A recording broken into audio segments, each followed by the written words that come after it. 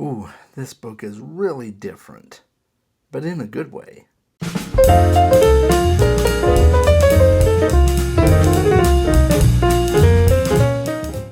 Hey Boat Dragons, I am so glad that you're here with me today. I recently finished reading The Green Mile by Stephen King, and I also watched the movie. So this is going to be a review for both the book and the movie. I'm going to do my very best to keep it mostly spoiler-free, and I really hope you enjoy it. Now, I do want you to stick around until the end of the video, because I'm going to talk about a couple of videos coming up on my channel that you can expect. So if you want to know what's coming, stick around to the end of the video and I'll be talking about that there. Okay. So The Green Mile takes place in 1930s Louisiana. So we're in the Great Depression era, and it takes place in a prison. It's a maximum security prison, and the core of the story takes place on death row. Paul Edgecombe is a prison warden, and he is in charge of death row. And this story is told in a bit of a frame story. So the book starts off with Paul Edgecombe in a retirement home, and he is writing a memoir about his experiences on the Green Mile. And that is the name of the death row that he works on, called the Green Mile because the floor is green. So when people walk that mile, they're walking a green mile. So he's in his later years, and he has all the time in the world to think and relive his experiences in a way. And so he's writing that story. And so we're getting the story from the perspective of Paul Edgecombe. He's telling us about particular moments in his life when he worked on the Green Mile. This book was originally written in 6 different installments, kind of a serial novel, and then it was compiled into the full novel, The Green Mile, which is how it's able to be purchased in most cases now. And you would think that it might be very evident that it was written as different installments, but it really doesn't feel that way. You know, each chapter is an installment of the novel, and it flows really, really nicely. I didn't feel like I was reading 6 different stories. I felt like I was reading one cohesive whole. And Paul is, of course, one of the main characters in the story. His wife Jan pops up a lot as well. But the story is really more about the inmates who are on death row. You've got a French Cajun man named Edouard Delacroix, and he is on death row for multiple murders. You have Arlen Bitterbuck as well. He's a Native American man who is on death row. At some point in the story, we get to meet William Wharton, who is kind of jokingly called Wild Bill by the wardens, but he prefers to be known as Billy the Kid. Billy the Kid is his idol, and no matter how you cut it, he's definitely wild, and he definitely fits that moniker of Billy the Kid, because boy, he is a demon walking in human flesh, right? He's just nasty. So there's those characters, but I would say the central focus character of the book is a man by the name of John Coffey. John Coffey is a 7-foot, well, actually over 7 feet, black man who has been imprisoned and sentenced to die for the murder of 2 young girls. And there's more to it than that, but I'm not going to go into any details about what actually happened. I want you to be able to read that for yourself and see the movie and see how they portray it in the movie. He is a very soft-spoken, quiet person he cries a lot of the time because of the pain of what he's experienced and what people say he did. He's uneducated for the most part. He knows some stuff, but he hasn't been educated. He's lived most of his life doing hard labor and kind of a vagabond going from place to place. He was discovered with two bloody little girls in his arms and arrested for murder and sentenced to die for that crime. And so as we get to know John Coffey, it becomes readily apparent that John Coffey has a version of what in the Stephen King universe has become known as the Shine. He has the ability to read people's thoughts, to experience their emotions. So he's an empath, and his empathic gift is strong enough that he can suck those emotions and those pains and the terrible things in people's lives into him. And that's one of the reasons that he cries a lot of the time, I think, is because the pains of the world, the horribleness of the world, he is feeling that internally. Everything that's happening and everything that he's experienced from other people in his life. It becomes questionable as the book goes on as to how a man like John Coffey could do the things that he is accused of doing.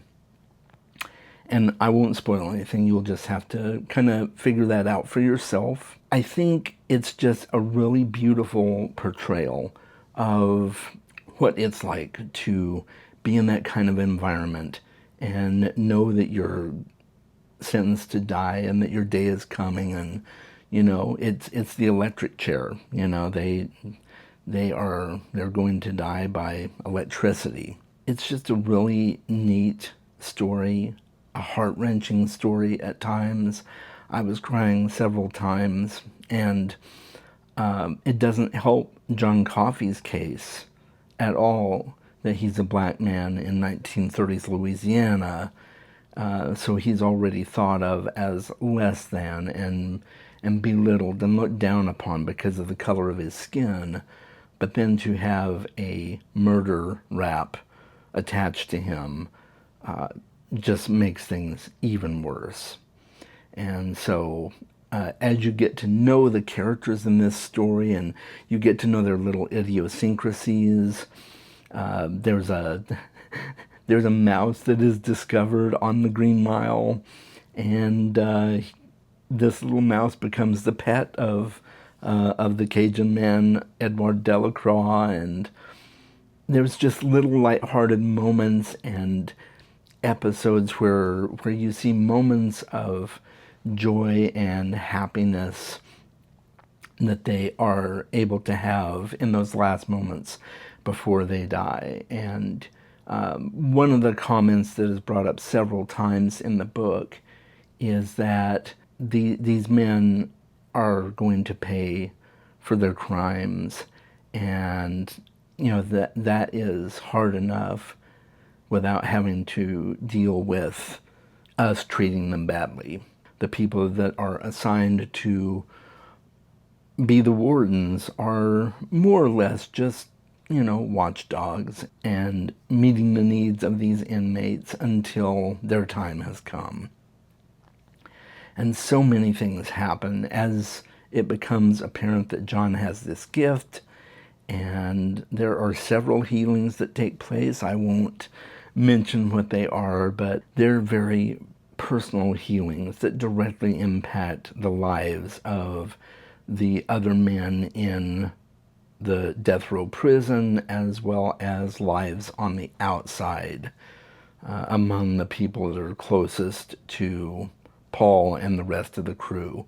So it's an amazing story. Some of those moments where you see the torture that John Coffey is going through personally, even more so when he actually does the healings. those are real moments of torture for him, but he is taking that torture from someone else and bringing it into himself to then get rid of it on his own. And I can't really describe it. You just have to see it. And maybe you've seen the movie and you've never read the book. I'll talk about the movie here for a few minutes as well, because the movie is almost a direct adaptation. It is one of the most faithful Stephen King adaptations that I have seen, I think.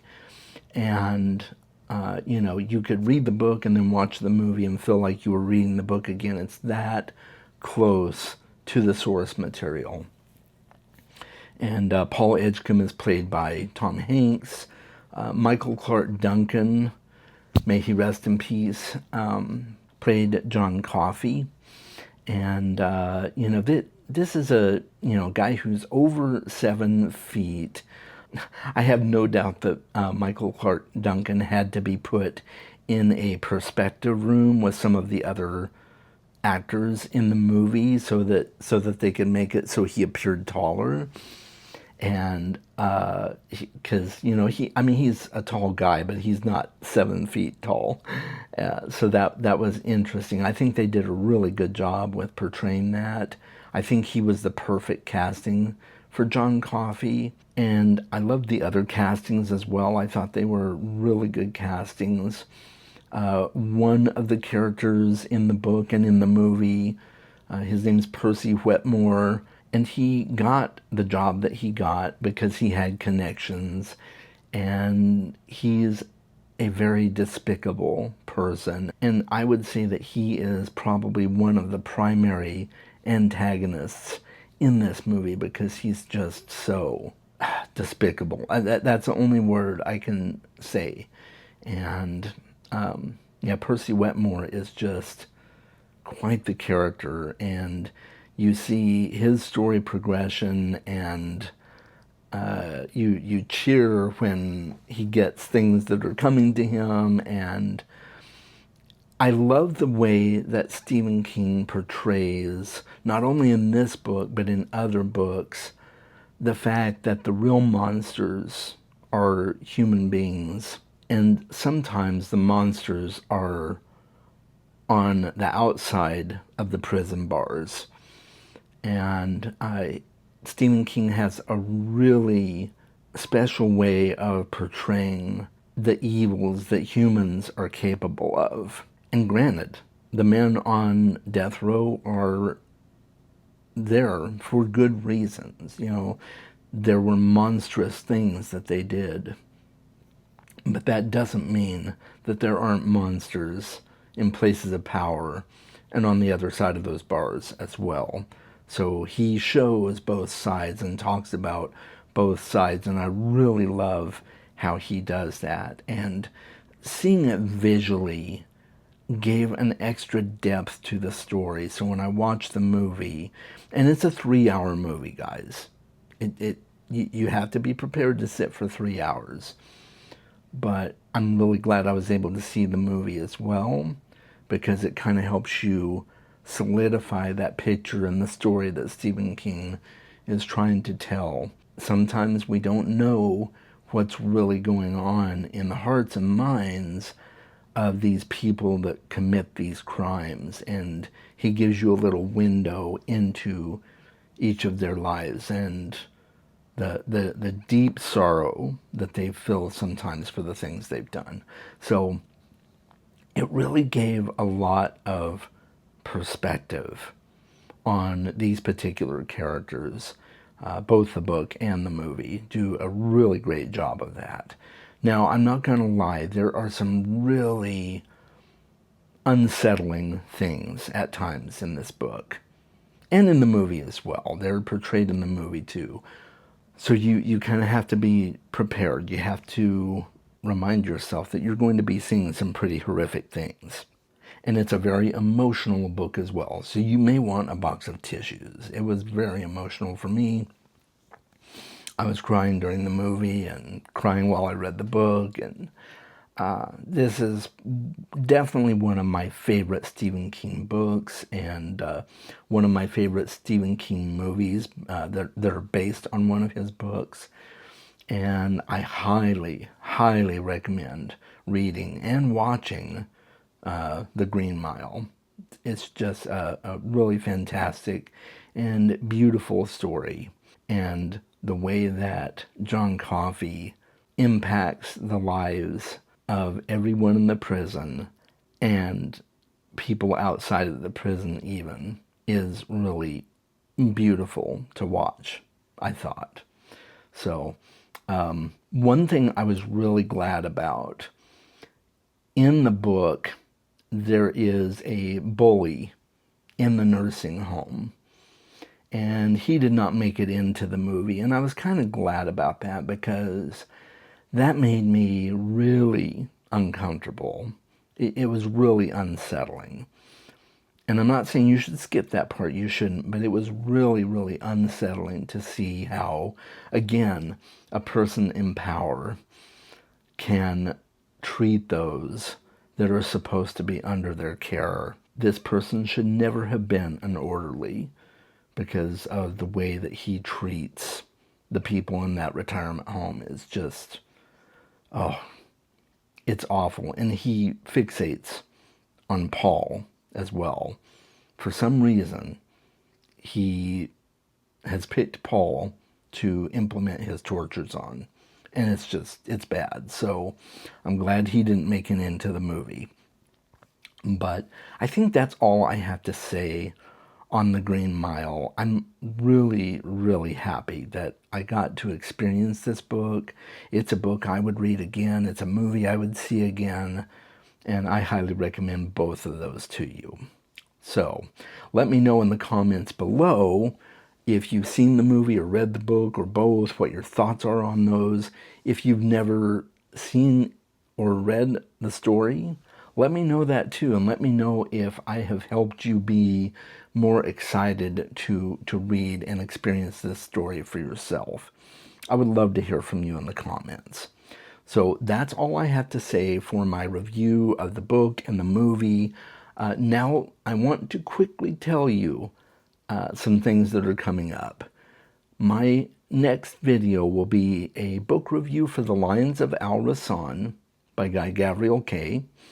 I recently finished that, so I'll be giving you that book review very soon. And then on Friday, August 14th, that is when my channel change happens.